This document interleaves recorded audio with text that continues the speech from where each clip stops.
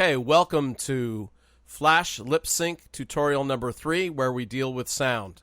As I said, we're going to make a layer for each item that we're going to have in this project, and that includes sound. So we click on Make a New Layer, and we're going to call this, actually, there's two sets of sounds. There's Laurel sounds and Hardy sounds.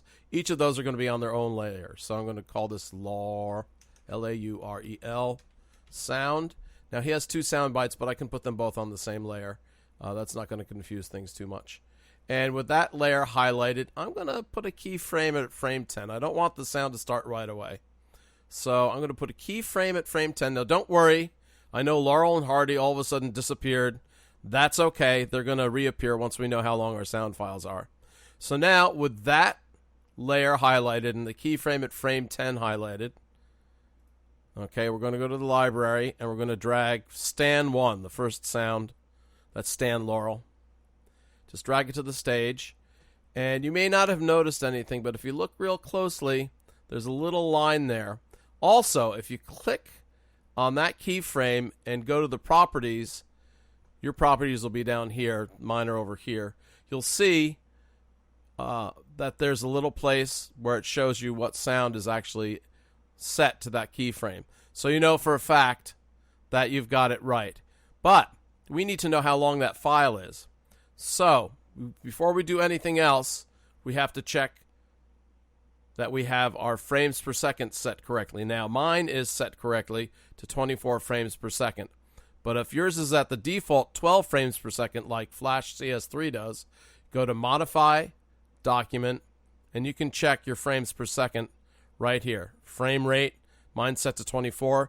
If yours is set to 12, change that to 24 right now, and then click OK. Now that we have our frames per second set, I want you to go, depending how long your sound file is, if it's 10 seconds long, that's 240 frames, you would want to go to around 240, 250, and on that layer, right-click and insert a frame. Not a keyframe, but a frame. And what will happen is you will see the extent, in other words, how far your sound file goes. So there's my sound file right there. And it ends at 150. Now let's see if it works. I'm going to hit return. Here we go. Hello, Ollie. What do they call a theatre where they milk cows? All right, so that works. Now, we have to also check to make sure that the event setting is correct. So let's see. And what that means is this. If you don't have it set right, I'm going to hit enter and I'm going to say mark when I hit enter again. And if the sound file still keeps playing, then we need to change the stream settings, or not the stream settings, the event settings for the sound. Watch. Hello, Ollie. Mark. Okay, it did stop. See that? What do they call a theatre? And hitting it again, and it's stopping every where time that I hit enter. So that means if I go to the keyframe where the sound is and check its properties, its sync, not its event setting, its sync setting is set to stream.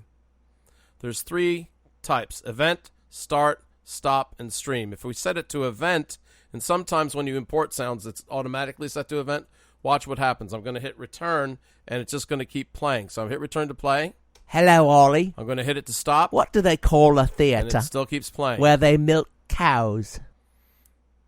That can be a real problem if you have a song that's 2 minutes long underneath, and you'll have to wait for 2 minutes every time that you hit return to start playing your video. You don't want that.